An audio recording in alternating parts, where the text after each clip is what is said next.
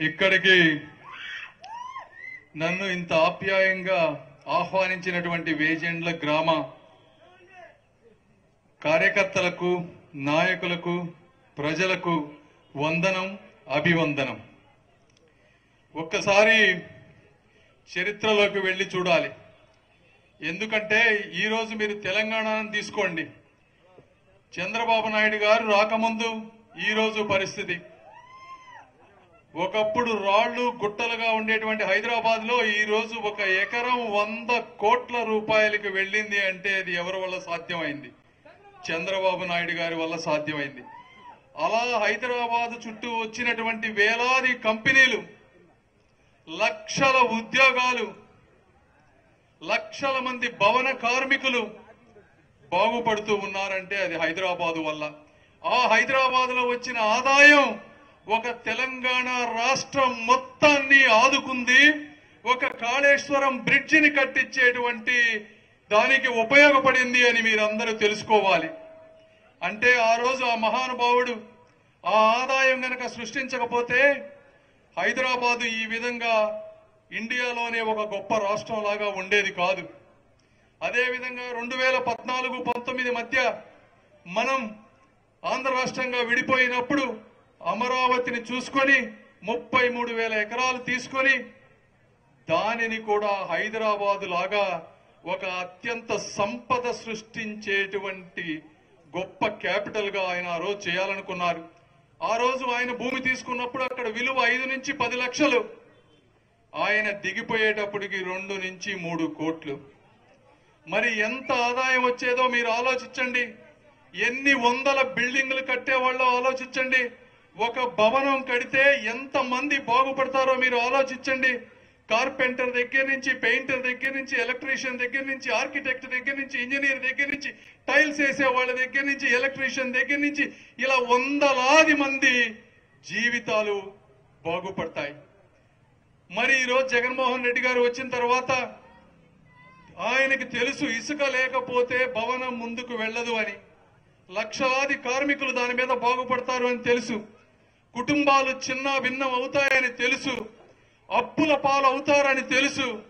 అయినా కూడా ఒక కార్పొరేట్ సంస్థకి ఇసుక మొత్తం అప్పచెప్పి కమిషన్లు తీసుకున్నటువంటి దుర్మార్గపు ముఖ్యమంత్రి జగన్మోహన్ రెడ్డి గారు.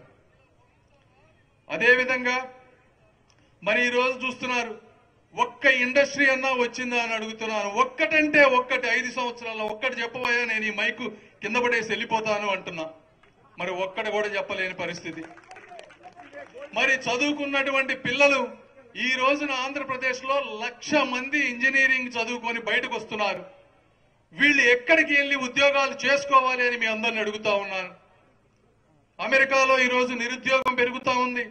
హైదరాబాద్ లో నిరుద్యోగం పెరుగుతా ఉంది.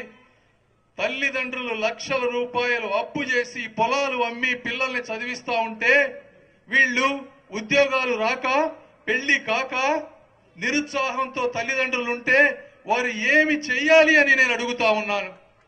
జగన్మోహన్ రెడ్డి గారు, మీరు ఏమన్నా ఒక్క ప్రయత్నం అన్నా ఉద్యోగం తెచ్చేటువంటి ప్రయత్నం చేశారా? మీరు గాని మీ మంత్రుల్లో ఒక్కరైనా అని అడుగుతా ఉన్నా. ఆయన ఇచ్చిన ఉద్యోగాలు ముష్టి 5,000 రూపాయలు ఇచ్చేటువంటి వాలంటీర్ ఉద్యోగం, అది కూడా డిటెక్టివ్ గా ప్రతి ఇంటికి వెళ్లి వాళ్ళు ఏం చేస్తున్నారో తెలుసుకునే ఉద్యోగం. 5,000 రూపాయలతో బతికేటిది ఉద్యోగం అంటారా దాన్ని?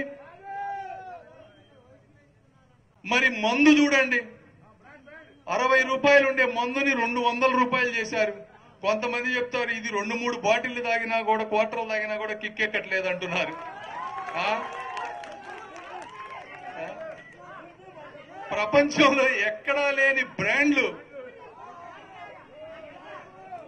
అసలు మందు కనిపెట్టినోడికే తెలియని మందు కనిపెట్టారు వీళ్ళు. ఆ మందు తాగి లివర్లు పోయి ఇంటికి అండబోయి చనిపోతుంటే పిల్లలు అనాథలుగా, తల్లిదండ్రులు లేని వారిగా ఈరోజు అవుతా ఉన్నారు. ఆయన ఏదో చంద్రమండలం నుంచో లేదో అమెరికా నుంచో డబ్బు తెచ్చినట్టుగా ఆయన సంక్షేమం చేస్తున్నారంట. ఎవరే చేస్తున్నావయ్యా? మా డబ్బులు మాకిచ్చి నీ పేరు మీ నాన్న పేరు పెట్టుకుంటున్నావే అంటే ఈ మాత్రం తెలియని అమాయకులా ఈ ప్రజలంతా అని నేను అడుగుతా ఉన్నాను. ఇక మహానుభావులు లేరా అని అడుగుతున్నా. ఆ రోజు చంద్రబాబు నాయుడు గారు ఒక అబ్దుల్ కలాం గారిని రాష్ట్రపతిని చేశారు. ఒక లాల్ జాన్ బాషా గారిని 2 సార్లు పార్లమెంటుకు పంపించారు, రాజ్యసభ ఇచ్చారు, ఒక గొప్ప నేషనల్ లీడర్ గా చేశారు. మీరు ఎవరిని చేశారయ్యా అని అడుగుతా ఉన్నా. మరి మీకేమో కానీ నాకు సజ్జల రామకృష్ణారెడ్డి గారు తప్పించి ఆ పార్టీలో వేరే వ్యక్తి పేరు వినపడటం లేదు. ఇదే మీరు ముస్లిం మైనారిటీలకు చేసేటువంటి న్యాయం అని అడుగుతా ఉన్నా. మరి ఇలా చెప్పుకుంటా పోతే ఆయన చేసిన సంక్షేమం ఏమిటి అంటే, ఒకళ్ళ దగ్గర తీసుకొని ఇంకొకళ్ళకి ఇస్తే జనాలకి ఏమీ అర్థం కావు. జగన్మోహన్ రెడ్డి గారు ఇచ్చారని మనం అనుకోవాలంట. కరెంటు బిల్లు ఎంత ఉంది? 2014 నుంచి 19 మధ్య తెలుగుదేశం పార్టీ ఒక్క రోజైనా ఒక్క రూపాయి అయినా కరెంటు రేటు పెంచిందా అని అడుగుతా ఉన్నా. బాబు గారు ఏం చెప్పారు? సంస్కరణలు తీసుకువచ్చి కరెంటు బిల్లు తగ్గిస్తానని చెప్పారా లేదా? జగన్మోహన్ రెడ్డి గారు వచ్చిన తర్వాత పాత ఎలక్ట్రిసిటీ వాటన్ని కాంట్రాక్టులు రద్దు చేసి కమిషన్లు తీసుకొని కరెంటు బిల్లు విపరీతంగా పెంచారు.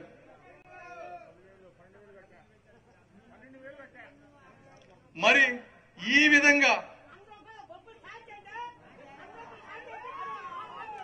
మరి ఈ రోజున నిత్యావసర వస్తువుల ధరలు ఎంత పెరిగినాయి? మరి ఆలోచించండి. ఇవన్నీ మీరందరూ ఆలోచించాలి. మరి రైతుల సంగతి తీసుకుందాం. మీ రైతులు చూద్దాం. ఇవాళ పొద్దునంతా తిరిగి వచ్చాం మేము. దాదాపుగా 600 ఎకరాలని ఒక కేజీఎఫ్ మాదిరి సినిమా మాదిరిగా తవ్వి పెట్టారు. కొన్ని లక్షల ట్రక్కుల గ్రావెల్ ఎత్తుకుపోయారు. ఆ గ్రావెల్ ఎత్తుకుపోతా ఉంటే సిమెంట్ రోడ్లు తారు రోడ్లల్లా గుంతల పడ్డ మట్టి రోడ్లుగా మారిపోయాయి. అక్కడి నుంచి వచ్చేటువంటి దుమ్ముతోటి పక్కన ఉన్నటువంటి సపోటా చెట్లు గాని తెల్లజొన్న గాని 30 క్వింటాళ్లు పండేటువంటి తెల్లజొన్న రైతు 10 క్వింటాళ్లు పడతా ఉంది అంటే ఆ రైతులు ఎలా బతకాలి అని ఆలోచించమని చెప్తా ఉన్నాను.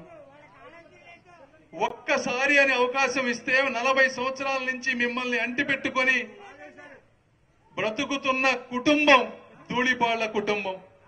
ఏ అండ మీకు ఏ రోజైనా అండగా ఉండేటువంటి కుటుంబాన్ని కాదనుకొని చిన్న పొరపాటు చేశారు. ఇక మళ్ళీ ఆయన రానన్నట్టుగా దొరికింది మొత్తం దోచుకుంటా పోతా ఉన్నాడు ఈ రోసయ్య గారు.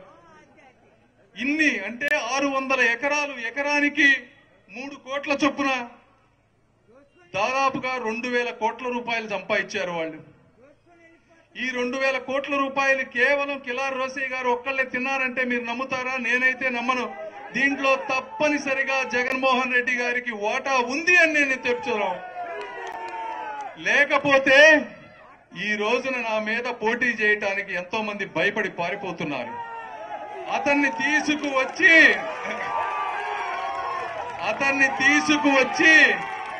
కేవలం ఒకే ఒక్క కారణంతో అతను ఈ రోజు నిలబడాల్సి వస్తుంది. ఎందుకయ్యా అంటే తిన్నావు కదయా 2000 కోట్లు,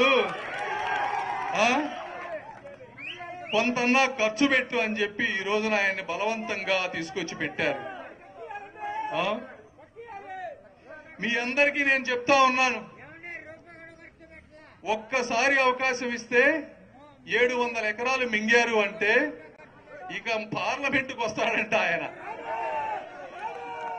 అంటే ఇంకేం మింగుతావయ్యా అంటున్నాను. ఇక్కడ అందరూ అప్పులు పాలై అల్లాడుతున్నారయ్యా, ఇంకా వాళ్ళ జేబులు కూడా కొడతావా అని అడుగుతా ఉన్నాను నేను ఈ రోజున.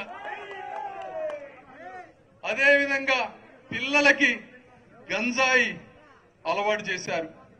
ఎవరు? ఇక్కడ ఈ ఎమ్మెల్యే ప్రకృతి వనరులను దోచుకుంటుంటే మాకు గుంటూరు ఈస్ట్ లో ఒక వ్యక్తి ఉన్నాడు.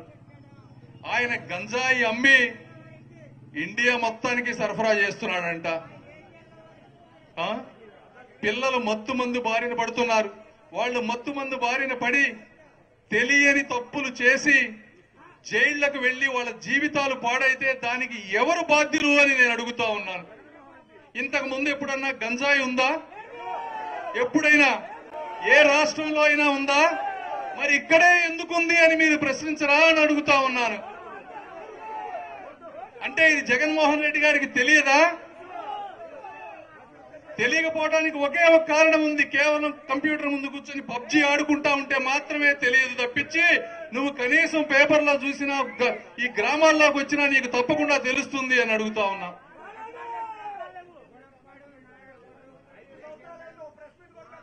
ఈ విధంగా ఇక చెప్పుకుంటా పోతే జగన్మోహన్ రెడ్డి గారు చేసినటువంటి అరాచకం, అన్యాయం, రాష్ట్రానికి 5 సంవత్సరాల అధికారం ఇస్తే 50 సంవత్సరాలకు సరిపోయేటువంటి తీరని దుర్మార్గపు అన్యాయం చేసినటువంటి ముఖ్యమంత్రి జగన్మోహన్ రెడ్డి గారు.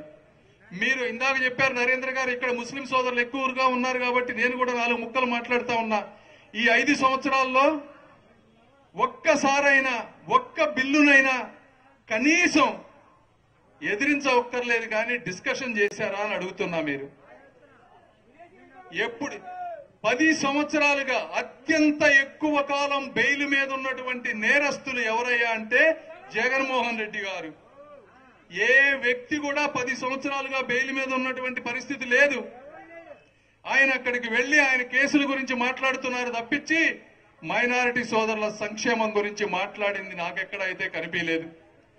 ఇంకొకటి నేను చెప్పేది ఏంటంటే, తెలుగుదేశం నేను చట్టసభల్లోకి అడుగుపెట్టిన తర్వాత ఏ విధంగా అయినా సరే మైనారిటీ సోదరులకి అన్యాయం జరిగింది అన్నా, వాళ్ళ భావ స్వేచ్ఛకు గాని, వాళ్ళ హక్కులకు గాని, భావ ప్రకటనకు గాని అన్యాయం జరిగితే ఎవరినైనా, ఎన్నిసార్లైనా, ఎంతమందినైనా ఎదురిస్తానని, అవసరమైతే పోరాడతామని, తప్పకుండా మీ అందరూ దాన్ని గుర్తుపెట్టుకోవాలని నేను తెలియజేసుకుంటా ఉన్నాను.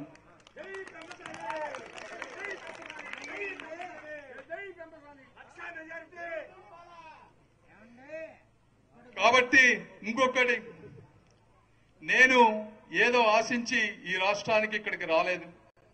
నాకు సకల సౌకర్యాలు ఉన్నాయి. అయితే నన్ను పుట్టి పెంచిన ఈ ప్రాంతానికి జరుగుతున్నటువంటి అన్యాయాన్ని చూసి తట్టుకోలేక ఈ రోజు నేను రాజకీయాల్లోకి వచ్చాను. నేను ఇక్కడ ఉన్నంత కాలం మనస్ఫూర్తిగా మీరు ఎప్పుడూ చరిత్రలో చూడనటువంటి విధంగా సంక్షేమ పథకాలు గాని, అభివృద్ధి గాని, ఉద్యోగాలు గాని, ఇండస్ట్రీస్ గాని నా శక్తి మేరకు ప్రయత్నించి మీ జీవితాల్లో వెలుగులు నింపడానికి ప్రయత్నిస్తానని తెలుపుకుంటూ, అదేవిధంగా ఒక్కసారి తప్పు జరిగింది, మళ్ళీ మీ ఊపిరి ఉన్నంత కాలం, వీరి శ్వాస ఉన్నంత కాలం మళ్ళీ నరేంద్ర గారు ఎప్పుడు ఓడిపోకూడదని మీ అందరినీ కోరుకుంటూ, ఎందుకంటే అంత గొప్ప హాస్పిటల్ ఏ నియోజకవర్గంలోనూ లేదు. మీ పొన్నూరు ప్రజల అదృష్టం. అవుట్ పేషెంట్ కూడా ఫ్రీగా చూస్తున్నారు. గొప్ప గొప్ప కన్సల్టెంట్స్ వాళ్ళు అంత ఈజీగా రారు. పెద్ద డాక్టర్లు ఎక్కడికి వెళ్తారయ్యా? హైదరాబాద్ వెళ్తారు, విజయవాడ వెళ్తారు. పొన్నూరుకి ఎవరన్నా ఎక్కడన్నా చూసారా? అది కేవలం ఒక వ్యక్తులు వెళ్లి డాక్టర్లతో 1కి 10 సార్లు అడిగి మాట్లాడి వీళ్ల భావాలను అర్థం చేసుకున్నప్పుడు మాత్రమే అట్లాంటి పెద్ద డాక్టర్లు వస్తారు. కాబట్టి మీరు నరేంద్ర గారు ఎంత అదృష్టవంతులో మీకు తెలియదు. ఈ రోజు సిమెంట్ రోడ్లు చూస్తా ఉన్నాను. 25,000 కిలోమీటర్లు తెలుగుదేశం పార్టీ ఉన్నప్పుడు వేశారు. ప్రతి గ్రామంలో సిమెంట్ రోడ్డు ఉంది. ఈ 5 సంవత్సరాల్లో ఒక్క రోడ్డు వేయలేదు. కాబట్టి అర్థం చేసుకోండి. మళ్లీ ఎట్టి పరిస్థితుల్లో అద్భుతమైన మెజారిటీతో మా ఇద్దరిని గెలిపియండి. మీకు అండగా ఉంటామని మీ అందరికీ తెలియజేసుకుంటూ కృతజ్ఞతలు తెలుపు.